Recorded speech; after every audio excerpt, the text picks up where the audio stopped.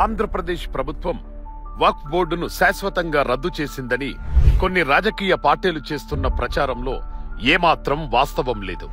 నిజానికి గత ప్రభుత్వ హయాంలో జరిగిన తప్పిదాలను సరిచేస్తూ సరికొత్త వక్ఫ్ బోర్డును ఏర్పాటు చేస్తూ ఆంధ్రప్రదేశ్ ప్రభుత్వం చర్యలు తీసుకుంది. వక్ఫ్ బోర్డుకు సంబంధించి గత ప్రభుత్వ హయాంలో లోపభూయిష్టంగా విడుదలైన జీవో నెంబర్ 47ను ఉపసంహరించుకుంటూ 2024 నవంబర్ 30న చంద్రబాబు గారి ఆధ్వర్యంలోని కూటమి ప్రభుత్వం జీవో నెంబర్ 75ను విడుదల చేసింది. వెనువెంటనే జీవో నెంబర్ 77 విడుదలైంది కూడా. ఈ జీవో ప్రకారం వక్ఫ్ బోర్డు నూతన సభ్యులతో ఏర్పాటైంది కూడా. జగన్ మీడియా తనకు కావలసిన ఈ ఒక్క వార్తనే తీసుకొని ఫేక్ ప్రచారాల ద్వారా ముస్లింలను పక్కదారి పట్టిస్తున్నాడు. దాంతో ముస్లింలలో కూడా ఒక రకమైన గందరగోళం ఏర్పడింది. ఈ విషయంలో స్పష్టత కోసమే ఈ వీడియో. జీవో నెంబర్ 75 విడుదల కాగానే ఆ మరుసటి రోజు డిసెంబర్ 1న వక్ఫ్ బోర్డును రద్దు చేయాలని ఆంధ్రప్రదేశ్ ప్రభుత్వం ఉత్తర్వులు జారీ అనే శీర్షికతో టైమ్స్ ఆఫ్ ఇండియా కథనం ప్రచురించింది. దాని ఆధారంగా కొంతమంది జాతీయ స్థాయి బీజేపీ నేతలు తమ ఎక్స్ పేజీలో ట్వీట్స్ కూడా పెట్టారు. ఇదే గందరగోళానికి దారితీసింది. అయితే ఏపీలో వక్ఫ్ బోర్డును రద్దు చేశారు తప్ప శాశ్వతంగా ఎత్తివేయలేదని ఫ్యాక్ట్ చెకింగ్ తో తేలడంతో ఇదే విషయంపై టైమ్స్ నౌ తన అధికారిక ఎక్స్ ఖాతాలో వీడియో కూడా పోస్ట్ చేసింది. ఈ నేపథ్యంలో అసలు సంగతేంటో ఇప్పుడు తెలుసుకుందాం. రాష్ట్ర వ్యాప్తంగా దాదాపు 65,000 ఎకరాల భూములు వక్ఫ్ బోర్డు పరిధిలో ఉన్నాయి. వాటిలో ఇప్పటికే 13,000 ఎకరాలు ఆక్రమణకు గురయ్యాయి. చాలా భూములకు సంబంధించిన కేసులు ట్రిబ్యునల్ కోర్టుల ఎదుట దీర్ఘకాలికంగా పెండింగ్ లో ఉన్నాయి. 2019 నాటికి వక్ఫ్ ఆస్తులకు సంబంధించి కోర్టులో 2,000 కేసులుండేవి. జగన్ హయాంలో ఆ సంఖ్య 5,000కు చేరింది. అంతేకాదు, జగన్ ల్యాండ్ టైటిలింగ్ యాక్ట్ భూముల రీసర్వే తర్వాత రెవెన్యూ రికార్డుల్లో వక్ఫ్ ఆస్తులుగా రికార్డు చేయకపోవడాన్ని కొందరు వైసీపీ నేతలు అనుకూలంగా మార్చుకున్నారు. 30,000 కోట్ల విలువ చేసే 31,593 ఎకరాల వక్ఫ్ భూములను జగన్ ముఠా వివాదాల్లోకి నెట్టింది. ఇకపోతే 2023లో వక్ఫ్ బోర్డు కాలపరిమితి మించడంతో 2023 అక్టోబర్ 21న అప్పటి జగన్ ప్రభుత్వం వక్ఫ్ బోర్డు ఏర్పాటు కోసం 11 మందిని నామినేట్ చేస్తూ జీవో నెంబర్ 47ను విడుదల చేసింది. ఇందులో అనేక అవకతవకలు జరగడంతో కొందరు రాష్ట్ర హైకోర్టును ఆశ్రయించారు.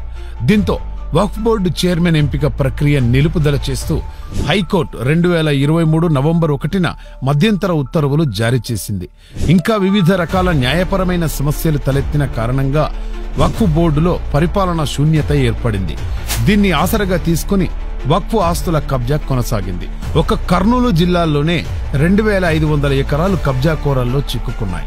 అన్నమయ్య జిల్లాలో 162 ఎకరాలు అన్యాక్రాంతం కావడంపై మైనార్టీ కమిషన్ ఆదేశాలతో విచారణ కూడా జరుగుతోంది. అన్ని జిల్లాల్లోనూ ఇదే పరిస్థితి. ఇలాంటి సమయంలో వక్ఫ్ బోర్డు ఆస్తుల పరిరక్షణ కోసం, బోర్డులో సుపరిపాలన కోసం కూటమి ప్రభుత్వం హైకోర్టు తీర్పును పరిశీలించి గత ప్రభుత్వం జారీ చేసిన వివాదాస్పదమైన 47 జీవోను రద్దు చేస్తూ ఈ ఏడాది నవంబర్ 30న జీవో నెంబర్ 75ను విడుదల చేసింది. ఆ తర్వాత వారం రోజులకే జీవో ఎంఎస్ నెంబర్ 77ను విడుదల చేస్తూ వక్ఫ్ చట్టం 1995 సెక్షన్ 14లోని సబ్ సెక్షన్ 9, సెక్షన్ 15 ప్రకారం 8 మందితో వక్ఫ్ బోర్డును నియమించింది. ఎన్నికైన సభ్యుల కోటాలో ఎండి రుహుల్లా ఎమ్మెల్సీ, షేక్ ఖాజా ముతవల్లీలను నియమించింది. నామినేటెడ్ సభ్యులుగా మహమ్మద్ నజీర్ ఎమ్మెల్యే, సయ్యద్ దావూద్ బాషా బాక్వి, షేక్ అక్రమ్, అబ్దుల్ అజీజ్, హాజీ ముకర్రాం హుసేన్, మహమ్మద్ ఇస్మాయిల్ బేగులను నియమించింది. వక్ఫ్ చట్టం 1995లోని సెక్షన్ 14లోని సబ్ సెక్షన్ 8 ప్రకారం ఆంధ్రప్రదేశ్ రాష్ట్ర వక్ఫ్ బోర్డు సభ్యులు తమలో ఒకరిని బోర్డు చైర్ పర్సన్ గా ఎన్నుకుంటారు. ఆంధ్రప్రదేశ్ రాష్ట్ర వక్ఫ్ బోర్డు సభ్యుల పదవీ కాలం సెక్షన్ 21 ప్రకారం ఉంటుంది. వైసీపీ హయాంలో వక్ఫ్ బోర్డులో ఉన్న ఎండి రుహుల్లా ఎమ్మెల్సీ కొత్త బోర్డులోనూ ఉండటం విశేషం. అంటే కూటమి ప్రభుత్వం వక్ఫ్ బోర్డును రద్దు చేయలేదు. కేవలం వక్ఫ్ ఆస్తులను సంరక్షించగల నిజాయితీ గల చిత్తశుద్ధి వారితో బోర్డును పునరుద్ధరించింది అంతే. మరి వైసీపీ బాధేంటి అంటే అందరికీ తెలిసిందే. కూటమి ప్రభుత్వంపై ప్రజల్లో అవాస్తవాలను ప్రచారం చేయాలి. టీడీపీకి ఎల్లప్పుడూ అండగా ఉండే ముస్లిం మైనారిటీలో ఏదో ఒక రకంగా భయం, అనుమానం పుట్టించాలి. చంద్రబాబుకు ముస్లింలను దూరం చేయాలి. కాబట్టి ఇలా విష ప్రచారం చేస్తున్నాడు. నిజానికి వక్ఫ్ ఆస్తులను కాజేసింది జగన్ అండ్ కో.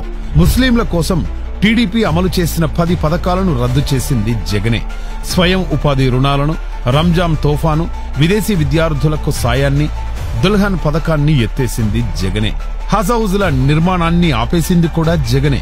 ముస్లిం మైనార్టీలకు ఇంత దగా చేసిన జగన్ ఇప్పుడు ఇలాంటి ప్రచారం చేయడమేంటి అని ముస్లిం సోదరులు నిలదీయాలి.